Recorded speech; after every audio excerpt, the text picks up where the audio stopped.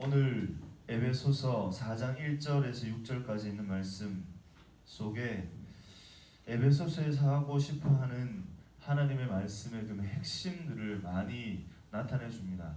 어쩌면 에베소서 전체를 두고 보았을 때 이 4장 1절에서 16절까지 있는 말씀을 읽고 제대로 소화하면 에베소서 전체에서 나타낼 수 있는 메시지 전체를 다 소화했다고 봐도 틀리지 않을 만큼 참 중요한 부분이라 생각합니다. 어제 양육관사반을 하고 밤에 돌아오는데 밤 11시 넘어 집에 들어가는 그 길에 이런 생각했습니다. 참 행복하다는 생각을 했습니다. 청년들을 만나고 또 세우고 함께하는 일들이 참 즐거운 일이다 생각을 했습니다. 물론 늘 그런 건 아닐 수 있을지 모르겠지만 힘이 들 때도 물론 있을 거예요. 근데 어저께 밤에 오면서 그런 생각했어요. 참 행복하다. 참 즐거운 일이다. 때때로 늦은 시간 또 때때로 많은 시간을 소요해야 하고 또 힘을 쏟아야 하지만 청년들이 세워지는 모습을 보고 청년들이 하나님 안에서 점점 성장하는 그 모습을 보고 있는 것은 참 가슴 뛰는 일입니다. 언제나 교회를 세우는 일은 가슴 뛰는 일이에요. 언제나 교회를 세우는 일은 참 행복하게 하는 일입니다. 그건 특별히 목사에게 더 많은 느낌이 있을 것 같아요. 때때로 어렵긴 하지만 참으로 존귀한 일이기 때문입니다. 여러분, 교회를 세우는 일은 건물을 세우는 일이라기보다 교회를 세우는 일은 사람을 세우는 일입니다. 사람이 세워지는 그 현장에 교회가 세워지는 것이 있다는 것입니다. 그 사람은 예수 그리스도를 머리로 둔 공동체, 그 사람이 바로 교회이기 때문입니다. 어느 목사님이 설교에서 이런 질문을 하셨습니다. 사육과 양육이라는 단어가 있습니다. 두 단어의 차이가 뭘까요? 사육과 양육, 단어의 차이가 있을까요? 사육이라는 그 단어와 양육이라는 그 단어는 여러분 한자를 찾아보면 사육은 기를 사자에 기를 육자를 씁니다. 그럼 양육은 뭐를 쓸까요? 양육도 기를 양자에 기를 육자를 씁니다. 그런데 우리가 생각하는 사육과 양육은 분명한 차이가 있습니다. 사육은 짐승일까요? 사람일까요?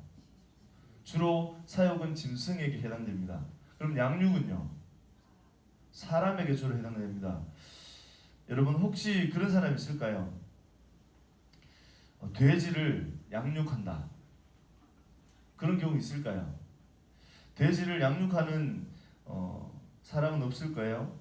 돼지를 사육하는 사람은 있지만 돼지를 양육하는 사람은 없을 겁니다. 여러분, 사육은 기르는 사람이 결국에 결과를 가집니다. 무슨 말인지 이해되나요? 사육은 기르는 사람이 그 결과를 가져요. 기르는 사람이 그 목적을 가지고 그 목적의 결과를 가집니다. 그런데 양육은 기르는 사람이 그 결과를 가지는 것이 아니라 길러지는 사람이 그 목적을 가져요. 포커스가 결국에 사육과 양육에는 차이가 분명히 드러나는데 길러지는 사람이 갖게 되는가, 기르는 사람이 갖게 되는가에 좀 많이 달려 있다고 볼 수 있습니다. 여러분, 돼지를 열심히 먹이고 길러주는 이유는 그 길러진 돼지가 앞으로 건강하게 자라나서 스스로 무언가를 하는 자리로 세워지기 위함의 목적이 아니라 열심히 기르고 또 열심히 자라게 도와주고는 결국에 잡아먹습니다. 그게 사육이에요. 그게 사육의 목적입니다. 사람을 열심히 먹이고 길러주는 이유는 그 사람이 사람답게 세워지기 위함이에요. 교회 안에 양육이 있는 것은 교회 안에 세워진 그 온전한 성도인 한 사람 청년이 든든하게 세워지고 난 이후에 그 사람이 성도답게 그리스도인답게 제자답게 살아가는 것을 바라보고 그를 세워가기 위한 목적이 있기 때문에 그를 양육하는 거예요. 여러분, 우리 교회에서 하는 양육도 마찬가지겠죠. 교회 안에 있는 양육은 여러분 한 사람 한 사람이 그리스도를 닮은 모습으로 온전하게 세워지는 것을 목적으로 두고 여러분들이 든든히 세워지게 되어서 건강한 제자로 건강한 그리스도인으로 열심히 잘 자라나서 그리스도의 장성한 분량에 이르기까지 자라가는 것을 우리가 꿈꾸고 바라보기 때문에 양육을 하는 겁니다. 양육 기초를 열심히 시키고 양육 고급반을 열심히 공부시켜서 무언가 교회에 일하는데 여러분 써먹기 위해서 여러분을 세우는 게 아니라는 거예요. 여러분이 한 사람의 교회로 든든히 세워지는 것이 이 땅 가운데 하나님의 나라가 임하는 것이기 때문에 여러분 한 사람 한 사람 세워지는 것이 양육에 아주 중요한, 너무 중요한 의미가 있다는 것입니다. 여러분 성도가 자라는 것, 그것으로 인해 교회가 자랍니다. 그 한 사람 성도가 건강하게 자라는 것이 그리스도의 몸된 교회를 온전하게 세우는 일이기 때문에 목사님들이 또 우리 전도사님 간사님들이 열심히 한 사람 한 사람을 세워가는 것이죠. 그도 모자라서 한 사람 한 사람 더 깊이 더 열심히 잘 세워가게 하기 위해서 양육 간사라는 제도를 두고 한 사람 한 사람을 예를 써서 섬겨가는 것입니다. 그래서 한 사람이 세워지면 그 한 사람이 세워지는 것으로 인해 기뻐하고 그 한 사람이 세워지는 것으로 인해 교회가 세워지는 것을 내다보게 됩니다.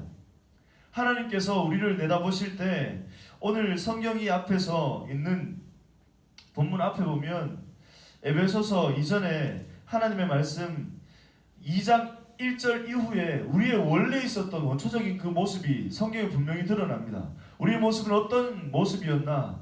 허물과 죄로 죽었던 인생, 이미 끝장난 인생, 죄로 인해서 죽어갈 인생, 죽을 인생 이런 거 아니고요. 죄와 허물로 인해 이미 죽었던 인생, 단정지어 말해지는 그 우리의 상태가 죽은 상태입니다. 그 죽은 상태인 우리를 그리스도 예수께서 우리에게 피값으로 우리를 살리셔서 우리를 한 사람의 교회로 세우시길 꿈꾸고 우리를 내다보신다는 거죠. 그래서 한 사람 한 사람의 교회를 세워지고 난 이후에 이 세워진 교회가 이 땅 가운데 하나님의 나라가 임하게 하는 그 매개로 쓰임받게 하도록 하나님께서 우리를 사용하신다는 것입니다. 교회 안에서 하는 훈련과 교육, 양육 프로그램에 우리가 나아갈 때 우리 자신이 건강하게 자라나서 그리스도의 몸된 교회를 세우는 일에 쓰임을 받는다면 그것은 건강한 양육의 모습일 거예요. 그런데 그것이 아니라 여러분 다른 어떤 생각들이 있죠. 양육, 교육, 훈련 프로그램에 참여하면 리더가 될 수 있을 것 같고 그걸 참여해야 비전 트립에 또 나갈 수 있을 것 같고 단기 선교에 또 참여할 수 있을 것 같고 교회 안에 또 그래도 내가 이 정도는 해야 되겠지라는 생각에 물론 그로 인한 시작이라 하더라도 하나님께서 그를 통해 든든하게 세워가시는 일들을 우리가 참 많이 보긴 하지만 여러분 그 상태에서 우리가 양육의 단계에 나오게 되면 그건 사육이 될 수 있어요. 그것은 양육이 아니라 사육이 될 수 있습니다. 그러면 교회 안에 그 목적이 하나님의 교회를 든든히 세워가고 그리스도의 몸을 세워가는 일을 하나님께서 바라보고 계신데 우리는 다른 생각을 하게 되면 그 목적을 다르게 이해하고 다르게 그 결과가 나타나게 된다는 것이죠. 여러분 새벽 예배 나오는 것도 마찬가지예요. 이 자리에 나와 있는 여러분들이 그 건강한 그리스도의 몸으로 세워지는 것을 꿈꾸고 장성한 믿음의 분량에 자라나는 것을 꿈꾸고 여러분 애를 써서 이 자리에 있는 것이라면 여러분은 하나님 안에서 든든하게 양육되고 점점 자라가고 있는 것일 겁니다. 그러나 그게 아니라 또 다른 어떤 생각들이 있다면 또 문제가 될 수 있겠죠. 내가 가지고자 원하는 어떤 것을 가지기 원하는 그 목적만 가지고 있다면 내가 든든하게 하나님께서 기뻐하시는 자리에 세워지는 것을 꿈꾸고 있는 것 아닌 다른 어떤 내가 원하는 그 목적과 내 욕심만 여러분들이 집중하고 있다면 여러분은 어쩌면 돼지처럼 점점 살이 비대해지는 것을 보게 될 거예요. 여러분 교회에 대해서 에베소서는 정말 애를 써서 말합니다. 에베소서를 보면 볼수록 에베소서는 너무 깊다는 생각을 하게 돼요. 에베소서의 한마디의 그 표현이 얼마나 깊은지 그 표현 하나를 붙들고 씨름하게 될 때가 참 많습니다. 이번 설교 본문을 붙들고는 이 본문 가지고 16절인데 내가 과연 내일 설교를 새벽 시간에 이 본문을 가지고 얼마만큼 설교할 수 있을까 그런 생각을 했어요. 지난번에 수요 예배 때 제가 2장 1절부터 10절 본문을 가지고 수요 예배 설교를 한 적이 있었습니다. 그 본문 붙들고 설교를 하려고 준비를 하는데 그 본문을 묵상하고 연구하고 들여다보는데 그 본문의 한 절을 제대로 설교를 못 하겠는 거예요. 그만큼 에베소서는 깊고 하나님께서 그 에베소서의 성경을 통해서 우리에게 주시고자 원하는 것들이 너무너무 풍성한데, 이 원문 속에서 하나님께서 결국에 우리에게 주고 싶어 하는 한 가지는 성령 안에서 우리를 부르신 그 부르심의 목적이 교회를 세우는 일이며, 하나님께서 이 땅 가운데 최고의 걸작품으로 남겨두신 교회라는 그 공동체, 그 공동체가 바로 나와 여러분이라는 것을 하나님께서 말씀해 주신다는 거예요.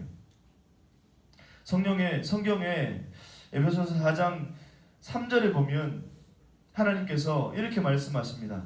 평안에 매는 줄로 성령이 하나 되게 하신 것.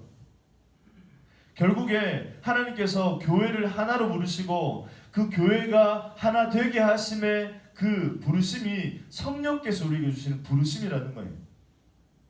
그래서 그 이후에 4절부터 6절까지는 하나라는 표현을 계속적으로 말합니다. 계속적으로 한 분이시요, 하나요, 한 분이요, 막 이렇게 계속 표현합니다. 성경 에베소서 4장 1절에서 16절까지 여러분 하나, 한, 통일 이런 표현들을 손을 꼽아서 이렇게 세보면 16절 안에 10번 나와요. 얼마나 하나님께서 하나 되게 하시는 것을 기뻐하시고 얼마나 하나님께서 이 성경 본문 속에서 하고 싶어하는 메시지가 강력한지, 이 본문 속에 결국에 그리스도의 몸을 온전하게 세우는 그 하나님의 한 소망이 있다는 것을 성경은 드러내주고 있습니다. 그리고 이 한 소망을 이루게 하는 하나님의 교회를 세워가는 그 자리에 한 사람만 있는 것이 아니라 여러 사람들이 있다는 것을 성경은 말합니다. 오늘 성경의 에베소서는 이 성경이 에베소 교회의 그 배경을 조금 이해하면 좀 이 본문을 이해하기 쉬울 수 있는데, 에베소라는 그 지역이 수많은 인종과 수많은 계층들이 머무는 현장이었어요. 그곳에 있는 교회는 당연히 수많은 인종과 수많은 계층들이 있을 수밖에 없는 교회였던 거예요.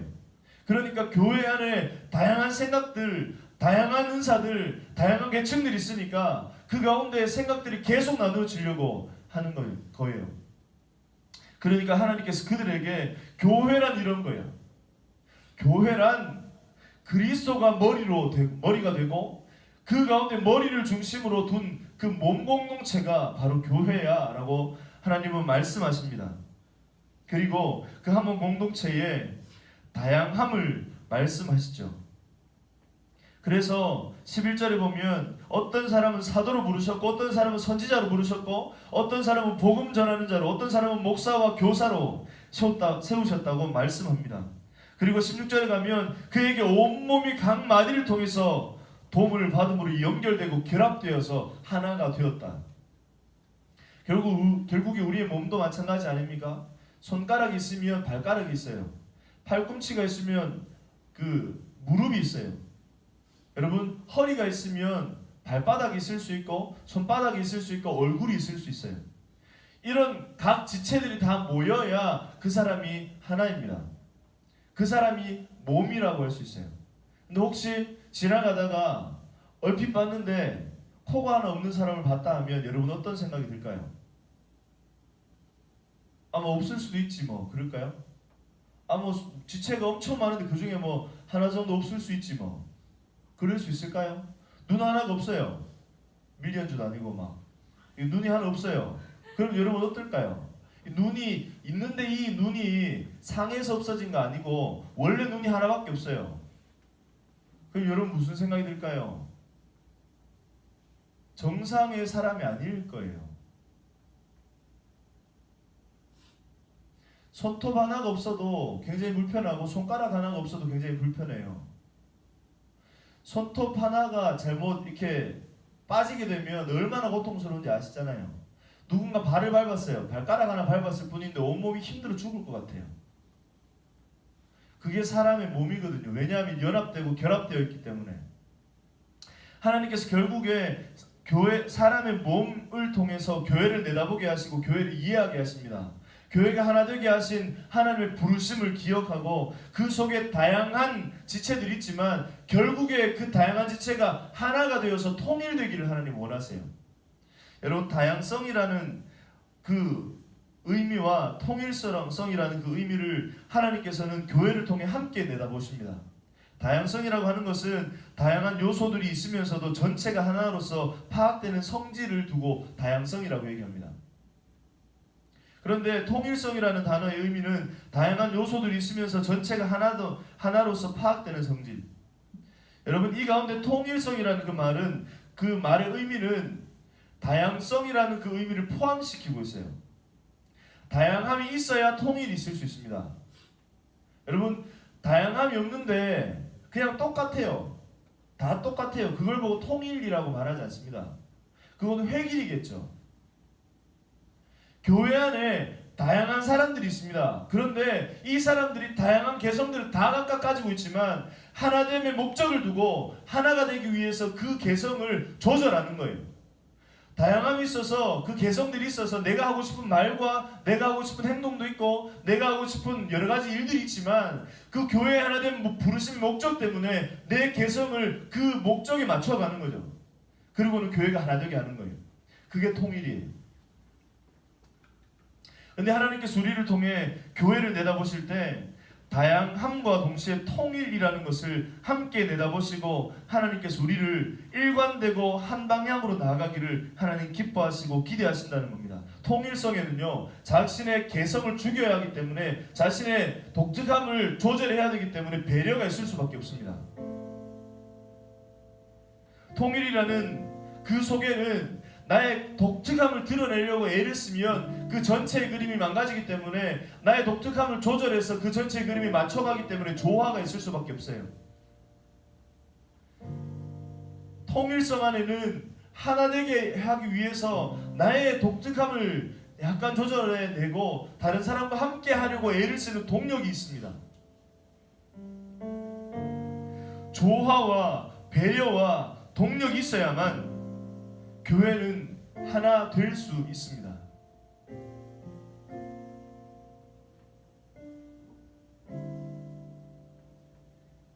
통일성이라는 그 안에는 배려, 조화, 그리고 우리 속에 가지고 있는 동력, 그런데 이 모든 것들은요, 16절 표현에 의하면 그에게서 온몸이 각마디를 통해서 도움을 받음으로 연결되고 결합되어 각지체 분량대로 역사하여 그 몸을 자라게 하며 사랑 안에서, 그 다음 뭐요?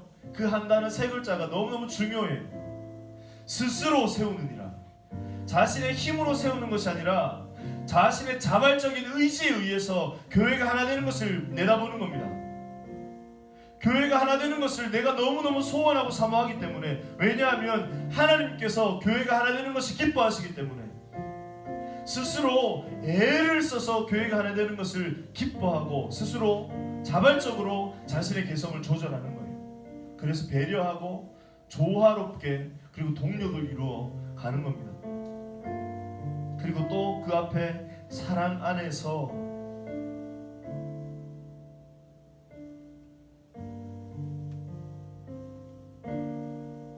억지로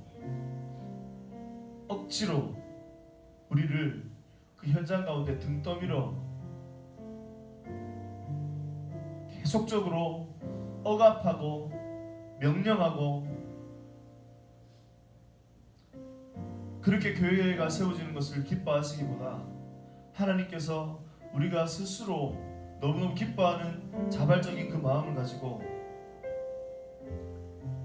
교회를 하나 되게 하기 위해서 내가 가지고 있는 생각을 좀 내려놓고, 교회가 하나 되는 그 아름다운 그 모습을 바라보면서 내가 가지고 있는 내 주장을 조금 정리하고, 내가 가지고 있는 욕심, 내가 가지고 있는 생각들 정리하고, 교회의 큰 그림에, 사역의 큰 그림에, 아포스의 큰 그림에 나아가는 방향이 이렇다 하면 내가 조금 불편하더라도 교회가 한 몸으로 세워지는 것을 기뻐하기 때문에 내가 기쁜 마음으로 내 생각을 잠깐 접어낼 수도 있고, 내가 조금 피곤하고 내가 너무너무 힘이 들긴 하지만 교회가 하나 되는 것을 위해서 내가 조금 더 헌신하려고 애를 쓰고,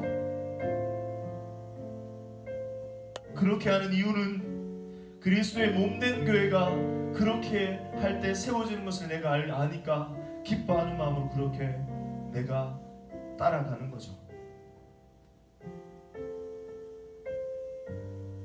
여러분, 우리는 교회입니다. 사랑하는 여러분, 우리는 교회입니다. 그 교회라는 그 이름을 우리에게 주신 그 하나님, 그 얼마나 영광스럽고 존귀한 이름, 그 교회가 우리에게 이름으로 주어졌습니다. 모여있을 때는 공동체의 교회로, 흩어졌을 때는 우리의 삶에 흩어진 교회로 영광스럽고 거룩하게 아름답게 그렇게 살아가야 하는 사명을 주신 교회, 바로 그 교회가 바로 여러분입니다.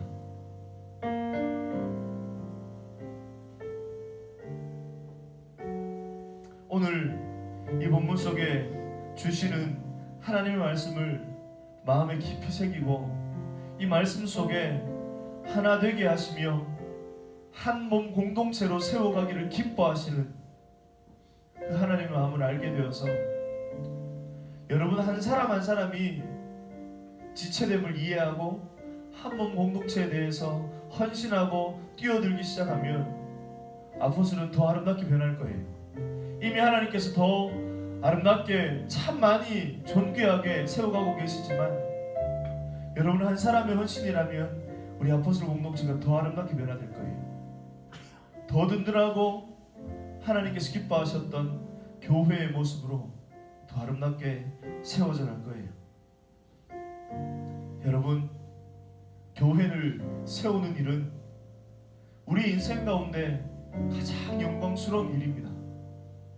그 교회를 세우기 위해서, 그 가장 영광스러운 일을 하기 위해서 나를 세워가는 거예요. 내가 양육되고 점점 자라가는 자리에 내가 나아가는 거죠. 그와 동시에 그런 한 사람 한 사람의 교회가 든든하게 세워지게 되는 그 현장에 뭐 한 몸 공동체로서의 공동체의 교회가 든든하게 세워져가는 겁니다. 하나님께서 이 땅 가운데 교회를 세우신 이유는 교회가 유일한 희망이 있기 때문에, 그 말은 하나님께서 여러분을 향해서 기대하고 희망을 걸고 계시다는 그 말입니다. 여러분 꼭 기억하시고 교회로서의 사명, 교회로서의 부르심을 오늘 또 아름답게 이루어가고 영광스럽게 이 땅 가운데 하나님의 교회로서의 삶을 살아갈 수 있기를 주님의 이름으로 축원합니다. 같이 기도하면 좋겠습니다. 오늘 말씀을 기억하고 하나님, 우리를 4장 4절의 말씀처럼 부르심의 한 소망 안에서 우리를 불러주셨죠. 나를 하나님 교회로 불러주셨죠. 이 땅 가운데 지상의 최고의 영광스러운 하나님의 걸작품이 교회로 나를 불러주셨죠. 하나님, 나를 부르신 그 하나님의 부르심 가운데 오늘 또 영광스럽게 반응하게 도와주십시오. 하나님, 내가 영광스러운 교회로서의 삶을 거룩하게 오늘 또 구별되이 살아갈 수 있도록 하나님, 내게 교회로서의 살아갈 수 있는 사명 주실 뿐만 아니라 힘 주셔서 교회로서 살아갈 수 있도록 인도하여 주시옵소서. 오늘 말씀을 기억하고 같이 한번 기도하러 나아가면 좋겠습니다. 기도하겠습니다.